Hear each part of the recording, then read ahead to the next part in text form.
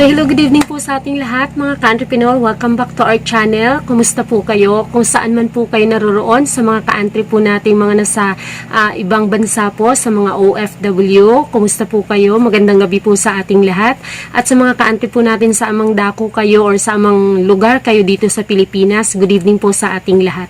So ngayong gabi mga ka-entre, at before nga pala tayo magpatuloy, kung hindi ka pa po nakapag-subscribe, please click nyo na po yung subscribe button dyan. Huwag kalimutan na notification bell para updated po kayo every time na may upload po tayong bagong video. Hello, welcome back to our channel mga ka-entrepreneur. Good evening po sa ating lahat, sa mga ka-entre po nating mga OFW, kung saan man po kayong dako ng mundo. Magandang gabi po sa ating lahat, at sa mga ka-entre po natin dito po sa Pilipinas, magandang gabi rin po sa ating lahat. At special shout out po sa Uno Motorcycle Parts sa Tanagan, Calatagan, Batangas, na palagi pong nanonood ng ating video at lagi pong nagko-comment sa mga videos na pinapanood. At kay si Rodel Alto din po ng 7 Point Motorcycle Parts and Accessories sa Poblacion West, Pitong Street, Milagros, Masbate. Okay, so sa lahat din po natin mga ka-entrep na hindi ko nabanggit, comment lang po kayo sa video after nyo pong mapanood kung gusto nyo rin pong magpa-shoutout. So, hindi po sponsored ang na ito, ang pagbati or itong shoutout po na ito, para ito sa ating mga ka-entrep na masugid nating taga-subaybay. At syempre, Sir Momo Hiner, good evening po. Okay, so ngayong gabi mga ka-entrep is meron po akong i-share sa inyo regarding po ito sa motor parts business pa rin or motor parts store. At request po ito na isa nating ka-entrep. Actually, medyo matagal na ito. Medyo nung nakaraan pa ito. Kaya lang, hindi natin na-record kaagad kasi nauna natin yung mga ibang mga videos pa. Which is dapat nauna ito kasi ito ay importante kung paano tayo mag-start at kung paano po tayo mag-purchase. So, ang pag-uusapan po natin ngayon is how to make a purchase order o kung paano ba tayo gumawa ng ating mga purchase order, yung tinatawag na PO, para doon sa ating mga supplier, para doon sa ating mga order ng mga stocks or ng mga items or ng mga products. Okay? So, i-assume natin mga ka-entrep na tapos na kayong mag-canvas. Tapos na kayong mamili. Kumbaga nakapili na kayo ng mga supplier na o-orderan nyo. At ngayon, ang gagawin natin, kumbaga, magpi-PO na kayo or magpe-purchase na. May mga ka-entrep kasi tayo nagre-request na hindi sila marunong kung paano daw gumawa ng order kasi hindi nila kabisado yung code, hindi nila kabisado yung item, okay, hindi nila kabisado yung kung ano yung o-orderin nila. At mahirap po yun para sa mga supplier na pupunta po kayo doon at o-order or bibili nang hindi nyo alam kung ano yung bibilhin ninyo. Kasi, syempre masyado pong busy sila doon, so, maswerte lang kung matapat kayo doon sa mga supplier na talagang willing kayong i-assist at willing kayong yung turuan, kung bigyan kayo ng tips kung ano ba yung dapat yung unahing orderin, kung ano mga brand, kung ano ba yung mga fast moving items. So I suggest sa mga wala pong masyadong idea pa, mayroon po tayong mga videos, 4 po yun na videos na mga tutorials regarding po fast moving items na yun po yung mga uunahin yung o-orderin para po sa inyong mga suppliers. Okay? And then, meron po tayong mga videos about unboxing ng mga motor parts items. Pwede nyo rin pong panoorin yun para magka-idea po kayo dun sa mga items na yung mga hindi ko nababanggit dun sa tutorial is pwede nyo ma-take note po at pwede nyo isama sa inyong pag-order. Okay, ngayon po is dadako na tayo dun sa sample number 1. So, assume natin na napanood nyo na yung mga videos, naka-take notes na kayo. So, alam nyo na kung ano yung isusulat ninyo doon sa inyong PO form or yung purchase order form. Okay, so itong form na ito, hindi po ito manggagaling sa supplier. Kayo po ang gagawa nito. Actually, kapag sanay na po kayo sa pag-order or kapag may ahente na po, hindi nyo na po kailangan actually yung ganito. So, ito is advisable doon sa mga mag-start pa lang at sa mga hindi pa familiar at hindi pa kilala ng mga supplier at wala pang mga ahente na pumupunta sa kanila. Okay? So, this is our sample number 1. So, ito po yung ating sample number 1. Pentel pen yung ginamit ko para siguro mas makita ninyo at medyo mas malinaw. Okay, so, syempre sa bond paper o kung saang papel nyo man siya isulat, Lagyan nyo ng pangalan ng inyong ng inyong business, yung inyong business name. So halimbawa Ann's Motor Parts, and then address. And then kung halimbawa marami kayong order, maraming page, lagyan nyo ng page 1, 2, 3, 4, 5 hanggang dun sa last page ng inyong order. And then lagyan nyo rin ng contact number, 'di ba? Okay, so ito yung sample number 1. Dito po sa form na ito, sa sample na ito, assume ito na napanood nyo na yung videos na tutorial natin or yung mga fast moving items. So halimbawa, alam nyo na kung anong o-order nyo at alam nyo na kung ano yung gusto nyong i-order, okay? Pero doon sa mga gustong umorder, gumawa ng order na walang price list from the supplier at hindi napanood yung videos natin about fast moving items at hindi alam yung mga klase ng items, hindi alam yung mga pangalan, na kung mahihirapan po kayo kapag dumirekta kayo doon sa supplier or mag-walk-in kayo sa mga supplier or mga malalaking stores na nagpapahulsale at hindi nyo po alam at hindi po kayo ready, hindi kayo prepared kung ano ba yung i-order nyo. Hindi kayo nila talaga ma-assist ng ganon katinding pag-assist, lalo na kung busy rin sila. So much better, panuorin, isulat at gumawa na kayo ng inyong mga purchase order. Halimbawa ito, wala pa kayong ahente ha. So halimbawa lang mag-walk-in kayo or ipapadala nyo or i-email nyo doon sa supplier na napili nyo. Na hindi nyo pa alam kung ano yung produktong meron sila or yung kinikerry nila. Kumbaga, halimbawa lang sa Caloocan, tapos ano yun doon, kumbaga nag-walk-in, diba? So, ibig sabihin, halimbawa wala naman talaga silang exclusive na dinadala lang na produkto. Kumbaga lahat pwede mong bilhin sa kanila. So dito sa first na hanay na ito, isulat niyo po yung number of items. So ang kagandahan po kasi nito, yung dapat may number of items kayo. Halimbawa number 1, number 2, kung ilang items yan sa isang page, kasi madali po nilang ma-check kapag nagawa na nila yung resibo kung ilang items kumpleto ba. At ikaw naman on your part, pagdating ng items, malalaman mo rin kaagad kung kumpleto dahil doon sa number of items. Malalaman mo kaagad pag check mo kung ano yung kulang doon sa in-order mo, okay? So, yung second na hanay na yan is yung quantity. So, halimbawa, dito kung ilang piraso. So, alam na ng lahat yun kung 50 pieces, 100 pieces, 12 pieces. So, yan yung quantity. And then, the next na hanay is dito yung description. So, halimbawa, ganyan 10 pieces. Actually, hindi naman taga kailangan ganito. Ginanito ko lang para mas malinaw. Pwede namang diretso lang 50 pieces brick show. Hindi na yun nakaganyan-ganyan. Pero mas malinaw, okay? So, halimbawa, ito sa description, dito nyo isusulat kung ano eksakto po yung o-orderin ninyo. So, halimbawa, kung piston ring, kung sa mga axle, front, rear, swing arm, kailangan dito po sa description, ano kayo, yung sigurado, kumbaga yung particular item talaga or particular parts talaga or accessories yung isulat nyo dito sa ano na ito, sa description. Kasi kapag common, halimbawa isusulat nyo lang ganyan, description, diba, brake show, tapos ang kasunod kasi niyan dito, model. Yung model na yan, diyan may susulat kung pang anong motor siya. So, supposedly kasi magkarugtong lang yan 50 pieces brake shoe, Baja City 100. So, wag kayong magsusulat ng 50 pieces brake shoe. Tapos, wala namang nakasulat sa tabi nun or dito sa next hanay kung pang anong model siya. So, maguguluhan si supplier or maguguluhan yung binibilhan nyo. What if wala na siyang time para i-text sa'yo or tawagan kayo na pang ano ba ito, lalo na kung lahat ganun, diba?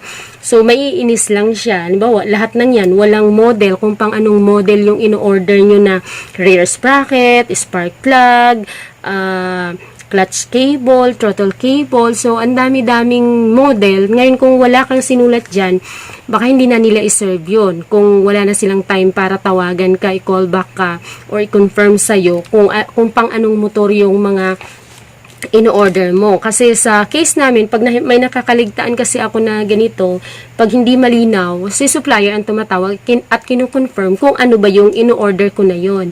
So, minsan, nagkakaganon din, pero ang kagandahan lang nga doon, dahil kilala na kami ng supplier, alam na yung supplier, sila na mismo nagko-call back para i-confirm yung malabo doon sa order ko. So, para doon sa mga baguhan, mas maganda na malinaw kaagad para kumbaga, hindi na hassle kay supplier o hindi na sila maiinis na bakit nag-order ka ng, yun na nga, yung, di ba, kagaya na nabanggit ko before, yung hindi alam kung ano yung in-order. So, hassle yun sa kanila kung i-call back ka pa para i-confirm kung ano ba yung mga in-order mo. So, ayan.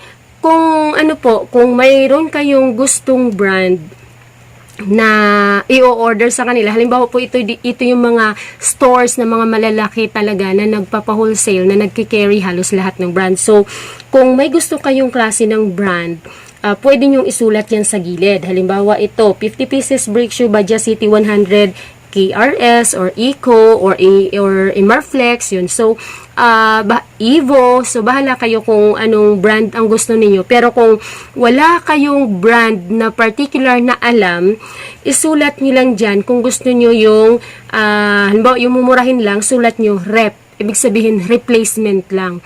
So, mura yun siya. Ngayon, kung gusto niyo original, imbes na may brand ka dyan na isusulat dito sa brand, isulat mo na lang original. Okay? So, it's either replacement, or sabihin mo class A, or original, or local.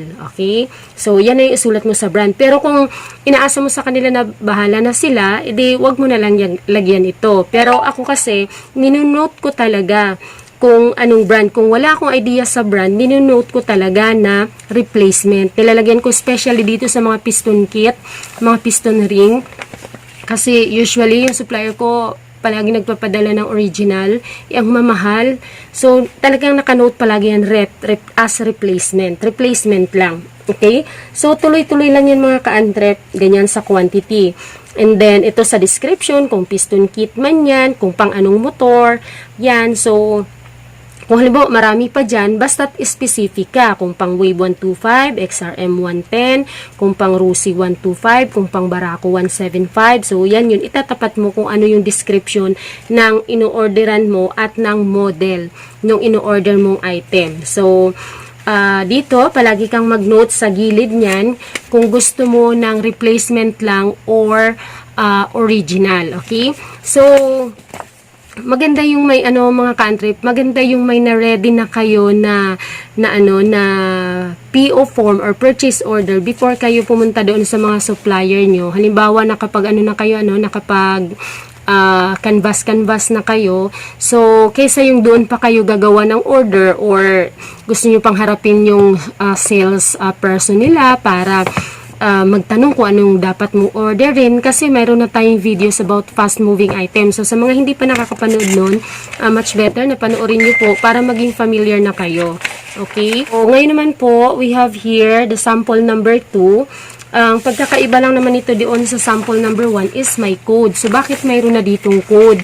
So, itong form naman na to, mga ka-antrep ng purchase order form or PO form is halimbawa, assume natin na mayroon ka ng price list galing sa supplier mo. So, ibig sabihin nun, kokopyahin mo na lang siya mga ka-antrep. Kaya may code na siya. Kasi, usually, yung mga price list mga ka-antrep, pag galing sa supplier yan, pag mga ganito, nakaganito yan siya, code yan ang ginagamit dito. May mga code yan, lahat ng item. Kasi para yan sa system nila na mabilis nilang ma-encode, mabilis nila makita yung in-order. Pag encode pa lang nila ng code, alam na nila kung ano yung in-order mo. Siyempre, nandoon na yung price, nandoon na yung model.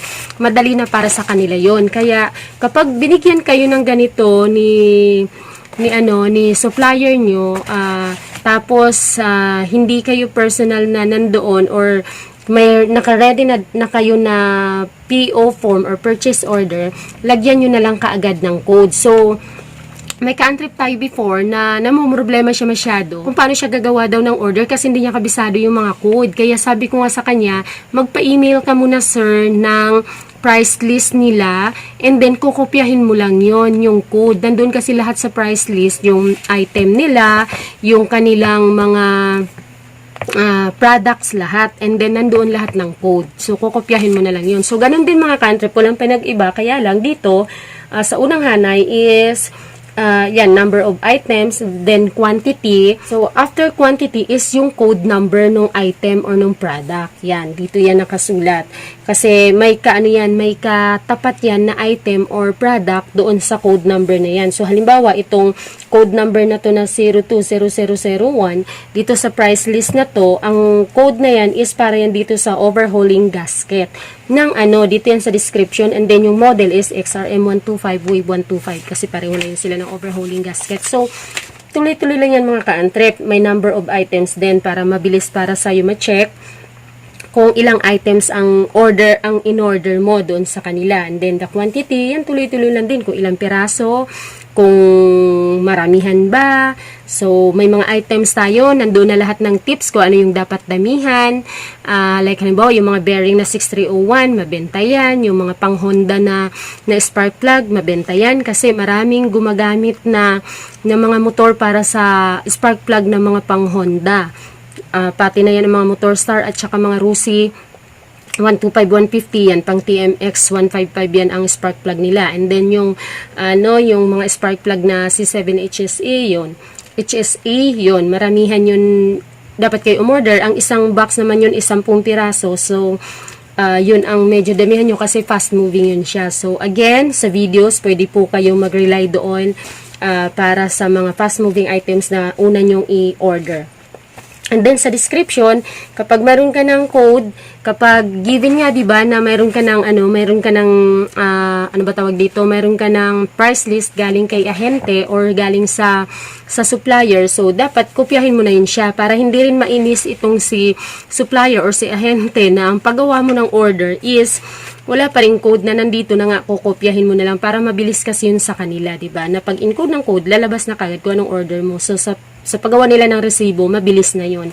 And then, syempre, yung model. So, ganun lang mga ka-antrep, So, ito yung sample number 2, yung given na mayroon na tayong price list from our supplier. Okay. So, number 2 mga ka-antrep is yung mayroon namang ahente na kumukuha ng order mo or yung mga ahente na nagrorota or yung mga ahente na pumupunta sa stores para kumuha ng order. Ganun kasi yung term na pag pumupunta sila dyan, pag may ahente ka, kukuha yun ng order at the same time, mangungoleksyon yun ng cheque. Okay, kukunin yung PDC mo para doon sa mga naunang in-order mo na pa-due na, malapit na mag-due at kukuha sila ng order sa'yo. So, pag ano naman ang setup mga country, pag may ahente na, kahit hindi mo na kailangang i-ready yung iyong order. So, ganun yung kagandahan. Kasi si ahente na mismo ang magsusulat nun. Tatanungin ka niya kasi may mga idadagdag yan palagi na i-aalok Halimbawa, may mga items ka na hindi na order before. Sa mga naunang mong i-order yan, i-aalok niyan. How about ma'am, yung ma'am, ganito po. Pwede nyo pong subukan kahit pa ilan-ilan lang para po magkaroon kayo ng display. So, ganun yan siya. Siya na yung magsusulat. Ngayon, on your part naman, ikaw na lang yung magsabi kung ano yung i-order mo na nandoon sa company nila. Kasi kung wala naman doon sa company nila, kung hindi kinicarry ng company nila yung in-order mo, sasabihin niya lang yan na wala kami niyan, ma'am. So, yung mga meron, siya na ang magsulat, magsasabi ka lang na magsasabi ng order mo. Okay? So, yun yung kagandahan pag may ahente ng mga country. At saka, hindi ka na ma-stress na gumawa ng order, hindi ka na ma-stress na mag-email ng PO or magpa-LBC ng mga PO mo kasi may schedule yan sila na pupunta sa store mo, pupunta sa'yo, makipag-meet sa'yo para kumuha ng order at mangoleksyon. Okay? So, yun lang mga ka-antrep. Sana po tayo ay nakapagbigay ng konting information kung paano gumawa ng purchase order para sa ating mga motor parts items para sa ating motor parts business. Okay? So, kung hindi ka pa nag-subscribe, please click mo na po yung subscribe button at huwag kalimutan ang notification bell para ma-update ka palagi tuwing may na-upload po tayong bagong video. Okay, let's continuously moving mga ka-entrepreneurs. See you on my next video. Bye!